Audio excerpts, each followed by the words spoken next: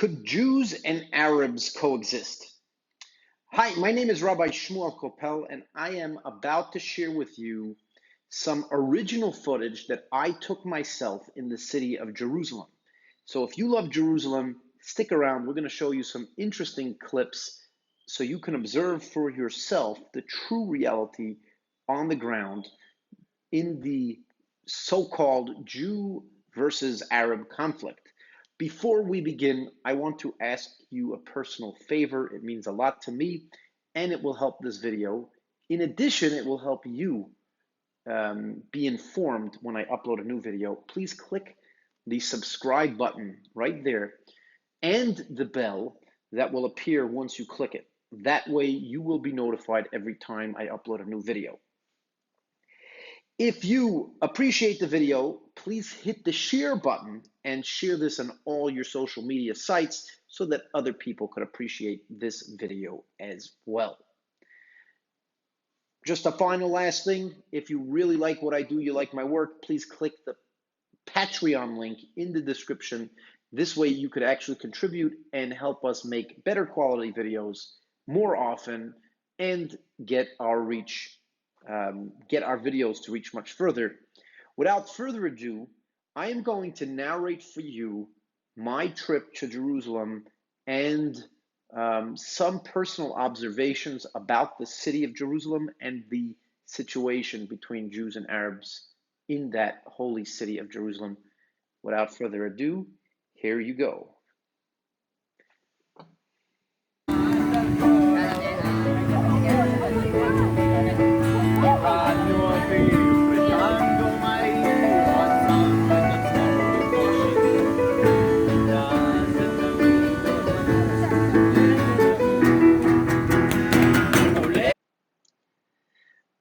First thing I want to point out is that many people commonly tell me that their view of the holy city of Jerusalem, of this place where Jews and Arabs can't get along, they're always at each other's throat, kind of like this picture that I took from a media article, where obviously you see a Jewish woman, I don't know, offending or doing something to insult an Arab woman. And many of you, I hope you don't, obviously, but many of you think that this is the picture, this is the true picture of Jerusalem.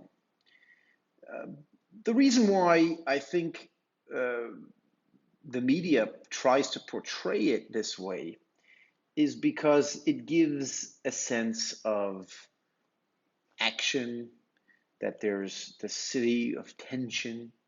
People love to buy tension.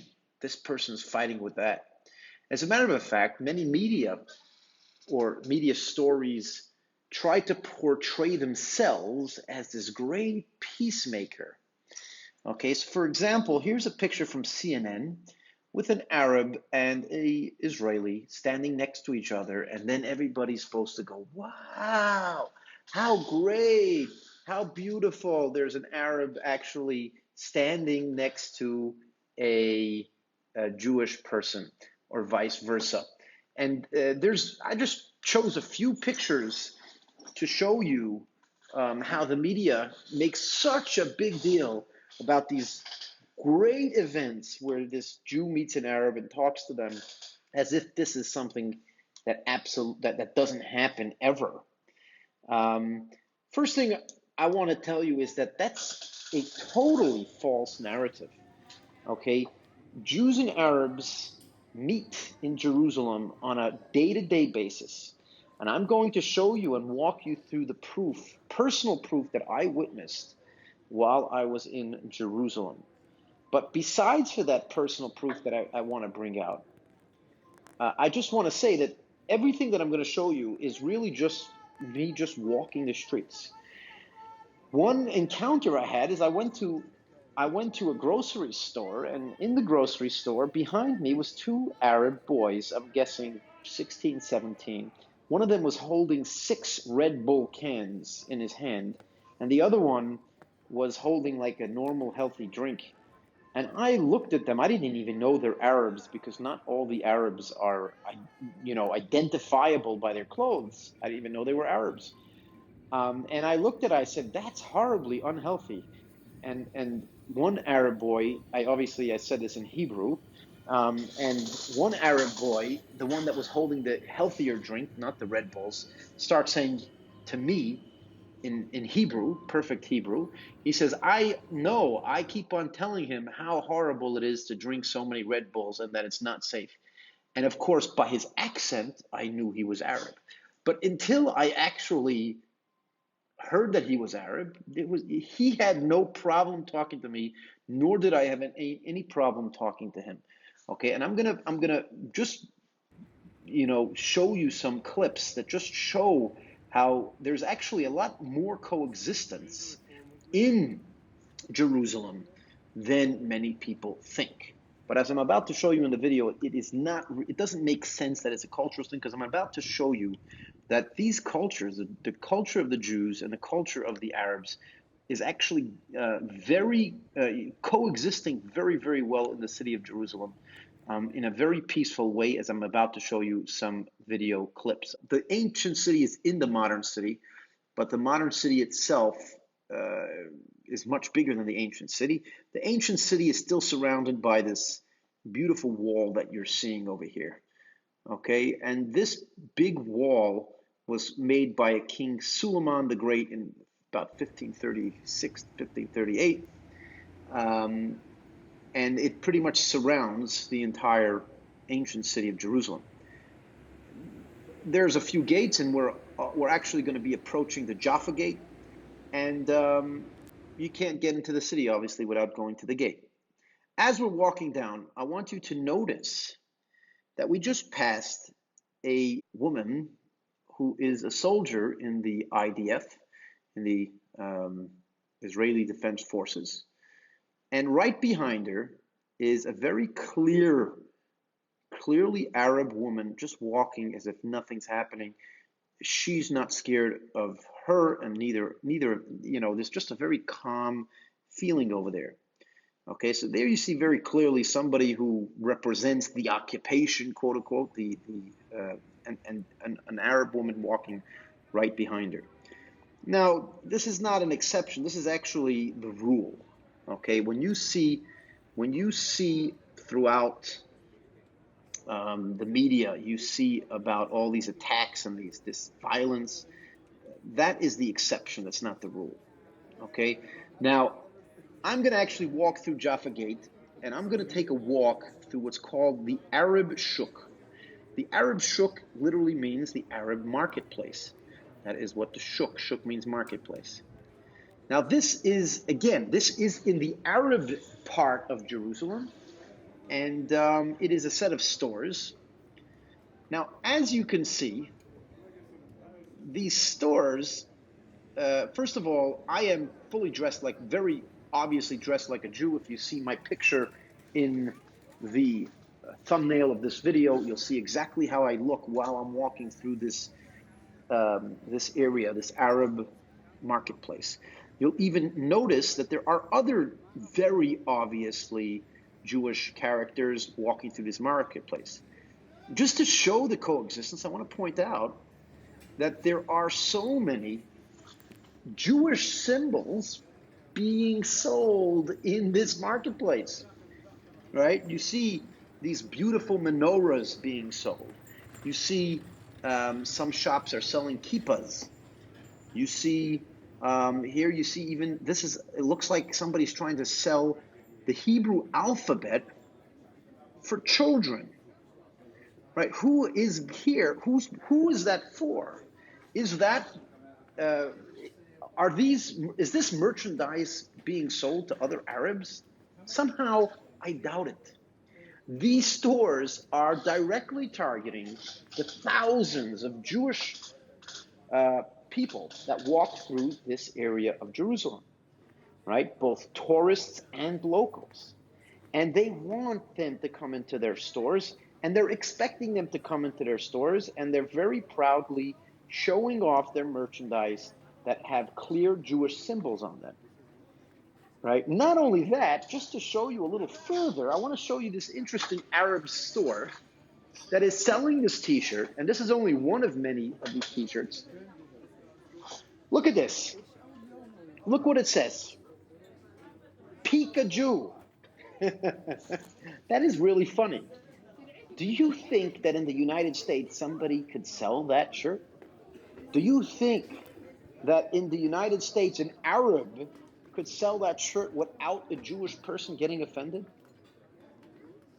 Now, here in the Arab Shuk, in the center of the tension, that everybody thinks these people hate each other and they cannot coexist.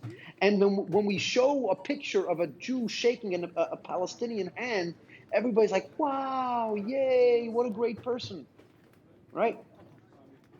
These same Jews are happy to see this Pikachu t-shirt on being sold by an Arab, and they take it as a joke. Because they're like, yeah, obviously you're trying to sell shirts to a Jew, and so therefore you're selling a Pikachu shirt, right? Now, if there was so much tension, wouldn't some Jew just burn the store down or throw a rock at them or start yelling until the police will have to take it down or take them to court? Okay, you could just see the light atmosphere that exists, that the Arabs are expecting the Jews. The Jews are happy to patronize the Arabs. And there's actually a very strong sense of coexistence in this area. And Jews are meeting Arabs and talking to Arabs all the time. You don't need some stupid uh, photo op where some leftist character is saving the world by shaking the hand of some Arab. Arabs are shaking hands with Jews every single day in this marketplace that we're walking. They're walking by each other. Many of them that are regulars will say hello to each other. That is what's going on. Okay, Jerusalem is a beautiful city. And I just want to share some other sites. Well, look right here. I'm walking down Jaffa Street, which is the main Jewish street in Jerusalem. Now, I just want to show you that on Jaffa Street, I'm walking by a restaurant casually, and here's a Muslim family sitting in a restaurant on a Jewish street. The rest of the street are Jews, and this Muslim family, they don't seem scared. They don't seem like they are, oh my gosh, what am I doing here? They're just enjoying their meal. That's it. This is real. This is what's happening today in Jerusalem. As a matter of fact, I didn't have to wait. I was literally going uh, through my day. I said, okay, well, while I'm walking from one place to the other, I'm going to take a video. I did not wait. This is happening. This Arab family is not the only family. There's many more families. You go to that street today in Jerusalem, you will see Arab families sitting in restaurants. You will see Arabs standing at bus stops, as you see here. Um, you know, in a very Jewish part of the neighborhood. Now, I do want to say, I'm not going to say that every single neighborhood is safe. There are some neighborhoods that I would not go into, obviously, just like any place. In New York, where I'm from originally, I wouldn't go into every neighborhood. There's dangerous neighborhoods. Yes, there's dangerous neighborhoods where there's Arab youth that if a Jew walks in there, especially you look different and they're not used to seeing a Jew in their neighborhood, they might start up with me. But if I am on a big public zone like this type of area where a Jew is expected to be, they're happy to coexist and they're happy to speak and they're happy to converse. And as I told you earlier, I actually had a conversation. It's too bad I didn't catch it on video. And here's Jaffa Street. It's just a beautiful atmosphere of excitement.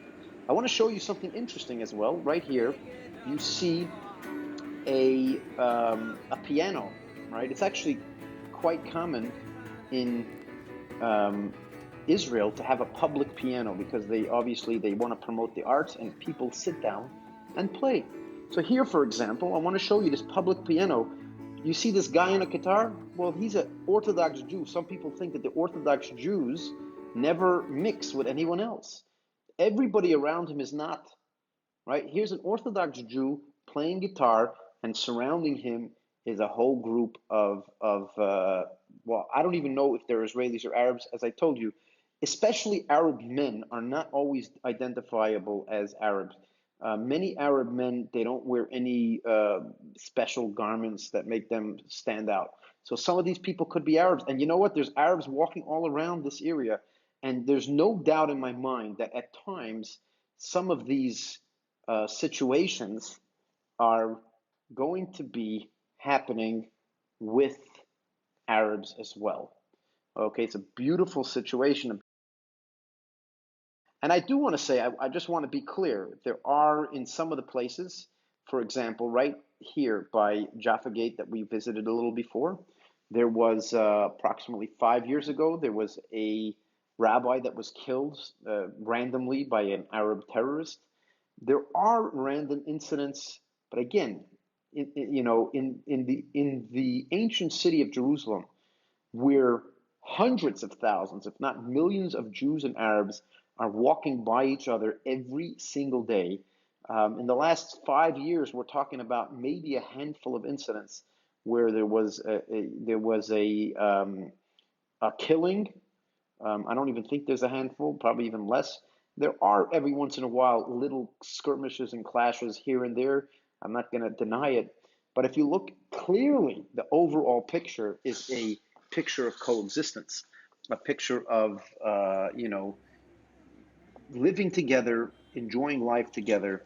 And yeah, of course, the media doesn't like that because the second you see Jerusalem like that, when they do come up, when there is a skirmish, it doesn't look like, oh, it's just one in a million, right? So for example, if you were living in New York and the only thing you hear about New York is people getting killed in New York, you'd think that it's dangerous. But if you actually lived in New York and you see that it's such a rare event, you wouldn't think it's so dangerous. The media wants you to think that there's a big, crazy battle going on here between cultures because they don't want to admit that this is mostly a political battle between big politicians and not a battle between the individuals.